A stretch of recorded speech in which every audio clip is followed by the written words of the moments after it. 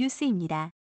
아시다시피 현재 일본 맥주 수입 제로인 상황이죠. 그래도 일본의 혐한 언론들은 불매 운동이 곧 끝날 것이라 하고 일본에는 큰 영향이 없다고 외쳐대고 있지만 이는 그들의 희망사항일 뿐 실제 일본 기업들의 사정은 그렇지 않은데요. 한국 수입 맥주 시장에서 부동의 1위 자리를 지켜왔던 아사히 맥주가 어떤 타격을 받고 있는지에 대해 아사히 맥주의 대표가 직접 입을 열었습니다. 일본의 데일리 신초는 아사히 그룹 홀딩스의 대표이사 겸 CEO인 코지 아키오 씨와의 인터뷰를 보도했는데요. 한일 관계 악화로 한국에서 대규모 일본 제품 불매 운동이 계속되고 있는데 아사히 맥주는 어떤 상황인가 하는 질문에 코지 대표는 큰 타격을 받고 있으며 한국은 슈퍼드라이 맥주의 매출이 일본 외 지역 중 가장 큰 시장이었으며 한국에서 8년 연속 수입 맥주 1위였지만 이제는 그 포지션을 유지하기가 힘들 것이라고 이야기했습니다. 그렇게 심각하냐는 질문에 코지 대표는 이전에도 한일 관계 악화는 있어 왔지만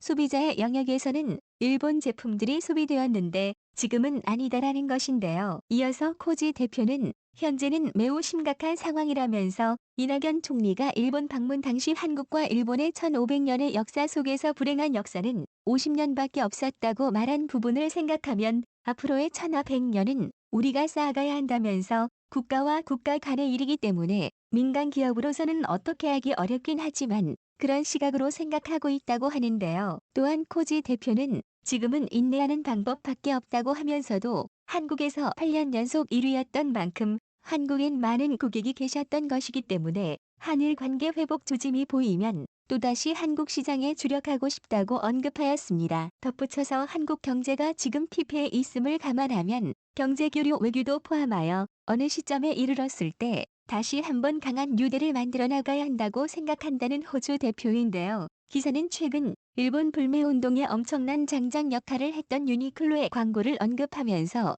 유니클로에게는 이것이 청천벽력과도 같은 전혀 예상할 수 없는 반응이었고 일본 불매운동의 여파가 이렇게 커질 것 또한 외무성과 총리 관저도 전혀 예상하지 못한 일이라며 이와 같이 현재 한국을 비롯한 글로벌 시장의 변동성이 전혀 예측 불가능한 상황의 연속이라는 우려를 전합니다. 하지만 말은 바로 해야 하는 부분이 불을 보듯 결과가 뻔한 일을 자신들이 자초해놓고 전혀 예측 불가능한 상황의 연속이라고 말하는 것은 좀 과한 어거지가 아닌가 하는데요. 유니클로의 광고만 봐도 그들에게는 전혀 그런 의도가 없었는데 우연히 그렇게 보여진 것이 아니었죠. 하지만 그들은 누가 봐도 의도가 뻔한 내용을 광고에 담아 놓고서도 광고에 담긴 자신들의 의도를 사람들이 모를 거라 생각했는데 모두가 다 알아채버린 것이 예상치 못한 청천벽력이라는 건가요? 지금 누가 봐도 자업자득인 상황을 청천벽력이라 표현하는 것은 글쎄요, 개그라고 받아줘야 맞는 거겠죠. 어쨌든 아사히의 입장에서는